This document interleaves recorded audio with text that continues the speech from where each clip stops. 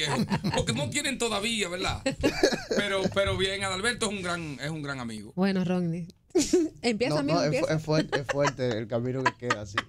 Señores, hoy tenemos el tema principal de Perú, pero hay que hablar indudablemente de lo que está pasando en Nicaragua. Ya 4 candidatos opositores detenidos. Ha sido catalogado por los Estados Unidos ya como una dictadura, por otros países también, este gobierno de Daniel Ortega, que sin dudas debe frenar esto porque no es bueno para la democracia del país, ni manda un buen mensaje para la región. El poeta estuvimos hablando antes de iniciar la sección sobre eso, sobre la respuesta incluso del canciller el tuit puesto por el canciller dominicano en el que se hablaba y se pedía ese cese de esa persecución en Nicaragua, y la respuesta soberbia de parte del gobierno de El Salvador para la República Dominicana de Nicaragua, perdón, que sin dudas fricciona y ya deja plantada la posición del gobierno de la República Dominicana en torno a el gobierno de Daniel Ortega, un gobierno que se ha convertido en algo totalmente autoritario. Estamos hablando de un presidente y su esposa vicepresidenta. Para que sepas. O sea, ahí Rosario prácticamente Murillo. ahí todo lo que se hace, lo hace la familia. El matrimonio Ortega presidencial. Sí, lamentablemente. Y así los países no pueden avanzar, lamentablemente.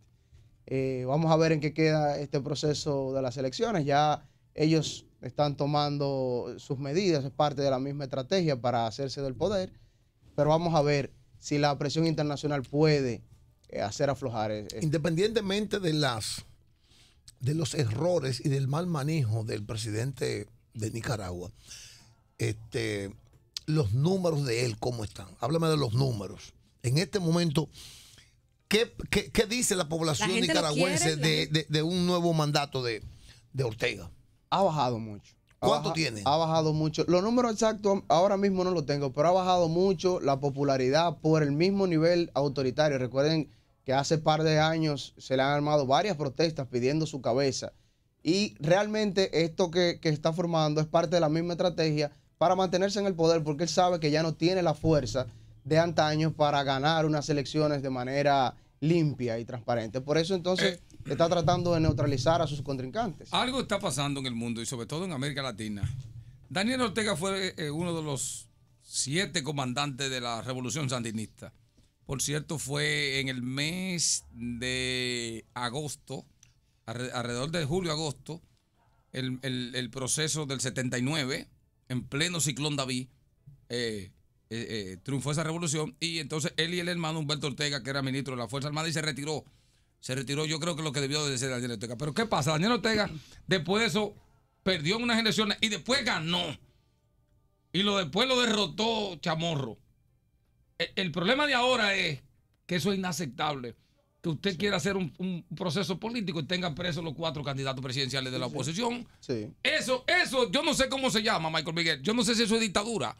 Pero usted no puede a sus contrincantes pagarle con esa moneda. La democracia de un país no se maneja así. Si no es dictadura, tampoco es democracia. Usted está quitando lo que pudiesen hacerle frente, usted lo está neutralizando, y realmente no hay forma. Porque si usted no tiene candidato, el que va a ganar. Miedocracia. Vamos a llamarlo así. Para no decirle dictadura. No sé con qué cuenta, porque ya no está la Unión Soviética, ya no está. Bueno, está Cuba. Y está Venezuela como tal, pero ninguno tiene la fuerza. No, que no tienen el crédito. No tienen el crédito. Ni la influencia tampoco de la región. Es verdad que es muy penoso que Nicaragua, un pueblo de escritores, un pueblo con historia, haya caído. No sé qué va a pasar. Yo creo, maestro, América Latina pudiera, poeta, repetir una hazaña muy triste de nuestra política republicana. ¿Usted sabe cuál? La intervención directa del imperio. Haití, problema. Ingobernable. Venezuela, problema. Nicaragua, problema. Ellos sacaron eso de su agenda clarísimo. Pero hay otra forma. Bueno, de financiar. Económica y eso hay sí. Otra forma. Sí, bueno, donde no pudieron realmente, es el tema que vamos a tratar en el día de hoy, es en Perú. Ya prácticamente está todo definido. En Perú, anoche, los últimos conteos daban un margen de diferencia de unos 70,000 votos por encima de Keiko Fujimori por parte del candidato Pedro Castillo, quien será, al parecer, el nuevo presidente de Perú. Vamos a ver cómo puede hacerlo en medio de tantas fricciones, un Perú totalmente dividido, un Perú en el que tiene muchos retos ahora mismo, tiene la ventaja, le comentaba a Poeta, que al parecer su partido ganará la mayoría en el Congreso. Que la perdió López Obrador, por cierto, en México. Perdió la mayoría. Sí, pero con los aliados, por lo menos puede. En el caso de Perú hay algo de las últimas horas. Keiko Fujimori encabezó anoche una rueda de prensa a medianoche donde denunció un fraude y presentó las actas. 832. Presentó las actas con firmas diferentes que debieron ser uniformes. Sí, y ahí va a venir una crisis política. El Perú podría correr el riesgo que una vez corrió la República Dominicana en el 1994. Se habla de unas 200,000 boletas que fueron adulteradas. Si eso se comprobase, si llegase a comprobarse, pudiese darle un giro realmente a los resultados electorales que actualmente mantienen a Pedro Castillo. Unas elecciones, una segunda vuelta bastante reñida. Claro. Estamos hablando de que son un punto décimas. Y pico. Décimas. Un punto y pico. Décimas porque 49 y a pico 50 y algo. Todavía no es 51. No. Se mantiene entre 50.30. Un poco aquel triunfo de Hipólito Mejía en la primera vuelta, que hubo ahí, hay que decir que el danilismo ahí jugó un papel importante para no meter al país en otro problema, en otra discusión, porque había constitucionalmente Hipólito no ganó con el 50 más 1%.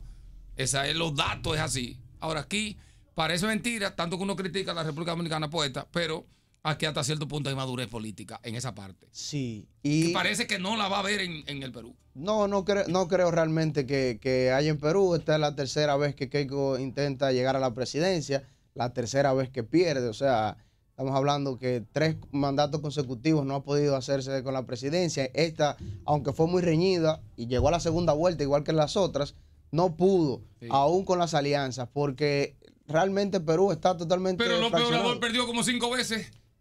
Ese era un eterno, impernitente, aspirante. Y mira cuándo ganó unas elecciones para que tú veas. O sea, en política no se puede descartar nada. Como Morena, que ganó con México. Pero permiso, me gustaría saber, Rodney, ¿cuál es la diferencia que plantea cada candidato? Keiko Fujimori y Pedro Castillo. ¿Qué económicamente, o sea, cuál es el plan de gobierno? Sus propuestas que cada uno plantea y que por lo visto Perú ha decidido irse por la propuesta que plantea el señor Pedro Castillo, pero para que los amigos televidentes tengan una idea de qué se trata. Son totalmente opuestos. Estamos hablando de una, si se pudiera llamar, derecha extrema y una izquierda extrema, totalmente. Hay algunos analistas un poco exagerados que han tildado a Pedro Castillo de quizás un próximo Maduro, un próximo Daniel Ortega. Yo digo que es muy temprano esto. Eso por lo que ha mostrado en los últimos años la historia reciente en la región, de que cuando llegan esos presidentes que vienen de luchas sindicalistas, como es el caso de Pedro Castillo, que en 2017 comandó incluso una huelga, una famosa huelga, no sé si ustedes la recuerdan, de los maestros, que duró más de 70 días, sí. Y ahí fue que él realmente se dio a conocer, que crea ese temor, pero la propuesta de Castillo realmente tienen algunos puntos interesantes y algunos puntos que yo lo veo bastante difícil de cumplir. Como por ejemplo, él habla de, él es un maestro de primaria. Claro que todo el que llega a la presidencia va a enfilar sus políticas públicas a su sector. Tiene 2 sectores en particular, que es el sector campesino y el sector educación.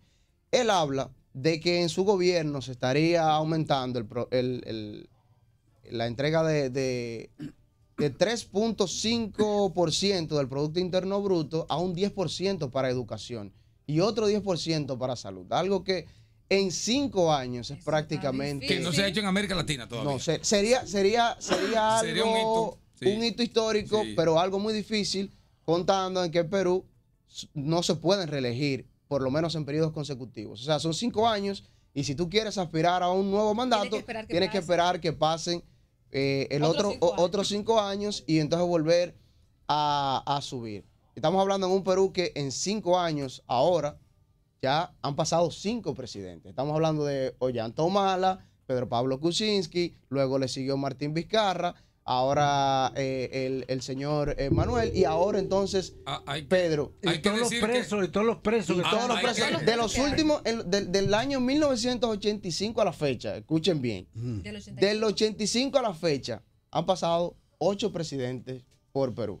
Y de los 8, 6 o están encarcelados o hay procesos abiertos. Hay otro hito en la historia. Mi madre. El más importante. Primera vez que un campesino gana la presidencia. Llega a la presidencia. Incluso lo comparan como el Evo de Perú. No, claro, es así. El Evo de Perú. Evo era cocalero. Los pobres. Sí, pero no importa. Eso es una cuestión cultural. Sí, es una cuestión cultural. Cuando dicen Evo era cocalero, quiere decir, él mete cocaína. No. Eso lo estás interpretando tú. No, pero he oído eso de los enemigos de la revolución. Él era cocalero porque ellos cultivaban coca. Aquí ha habido presidentes borrachones, pero nadie se atreve a decírselo. Sí, y la historia está ahí. Entonces, eso que no te quieren denigrar. Es parte de la posición. Él nunca negó que fuera cocalero. Es un símbolo de nuestra América. Cuando usted quiere hacer una interpretación errada de lo que se dice, usted tiene la libertad de decir que era cocalero. Él lo decía que él era cocalero, porque ellos cultivaban coca como negocio, no cocaína. Eso es lo que hay que interpretar claro. Pero, entonces, por ahí que hay que ver la cosa. Keiko Fujimori tiene un proceso abierto en la justicia. Tiene un proceso abierto. Por supuesto, lavado de activos también, que ella trató de neutralizarlo durante las elecciones. Ahora, hace 2 semanas para poder participar. El proceso electoral impide que sea procesada. Sí. O sea, eso se para hasta tanto. Sí, pero para mí el error de ella, que pensé que tú ibas a entrar con eso, es que ella le pasó lo mismo que le pasó a Peña Gómez. Lo mismito. Ella dijo, voy cuando le fue un gancho, buscaba un periodista, como aquí. Buscaba un periodista que le preguntara, ¿qué va a pasar con tu papá? Ella dijo, no, lo voy a indultar. No, ella tiene que decir, si soy yo, asesor de ella, le digo, no, una cosa es mi papá y otra cosa soy yo. Ya, con eso. Pero digo, no, yo lo voy a indultar. Para mí eso tuvo, fíjate que después de esas declaraciones, varió en gran parte la simpatía hacia... Sí, pero en ese punto específico hay algo a tomar en consideración, que es lo que nosotros vemos, la percepción que nosotros tenemos del gobierno de Fujimori fuera y dentro de Perú. En Perú, en la región del norte, por ejemplo, en el sur, Pedro Castillo arrasó porque es su zona, pero en el norte, la percepción que tiene hacia el gobierno de Alberto Fujimori es totalmente diferente a la que nosotros incluso tenemos sobre su gobierno, que lo han catalogado de autoritario, de dictador y de todo. Es una persona... corrupto. Fue un presidente que para esa zona hizo grandes cosas y ese era el público al que Keiko Fujimori quería mandarle ese mensaje. Porque era una población que aún siente por su padre y que entiende que lo que está pasando con él ha sido una persecución política y trataba de conmover a esa parte de la población para poder hacerse del poder. Y hay otro elemento, y es que él tiene la virtud frente a Estados Unidos que desmanteló a Sendero Luminoso. Sí. Entonces, eso es una deuda que a pesar de todo, para él. Eso tiene, por eso a él no un gran costo tiene eso, porque, pero claro, porque en ese tiempo sacar a Sendero Luminoso, no es como él lo enterrarlo, hizo, no es como él lo hizo. Eso tiene él lo hizo de manera arbitraria. Porque aquí todo el que está contrario al imperio le meten la vaina de terrorismo. Sí. Todo el que critica la política norteamericana porque es la más perfecta del mundo corre el riesgo de ser... por eso Estados Unidos ha hecho aprobar en todos los países. Aquí hay una ley antiterrorismo. Que la gente cree que pone una bombita. No. Esa ley es para capturar, es una ley internacional incluso, para capturar a cualquier adversario de Estados Unidos en cualquiera de los países signatarios de esa ley.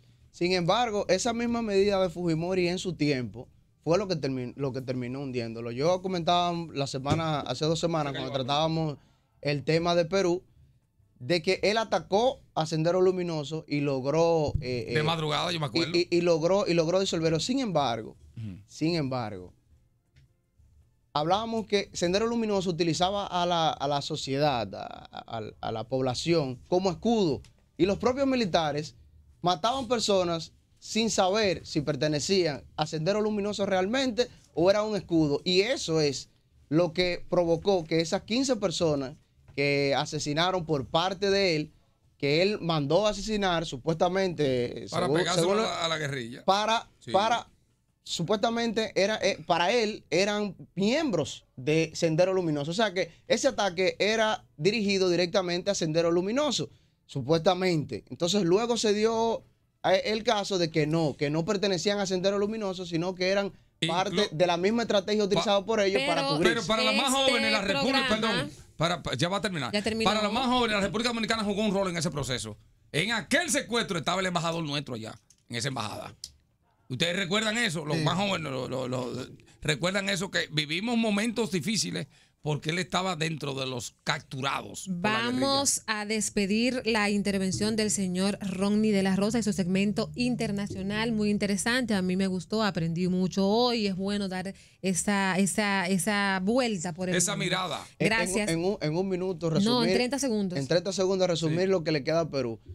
Hablamos de que 5 presidentes en 5 años. A Perú ahora tiene la ventaja Pedro Castillo de que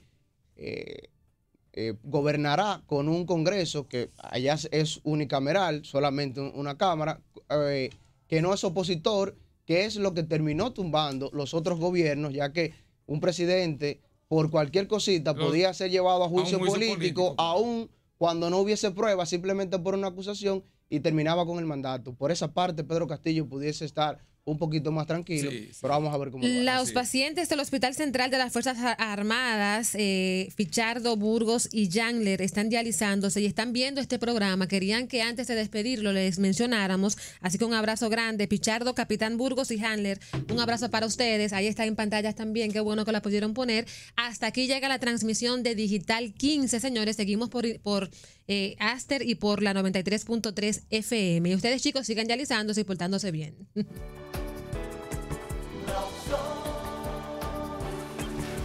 Ahí mismito donde estás. Si estás en la playa, ahí recostado en la primera mata de coco que veas, o tirado en la arena, o simplemente te sales a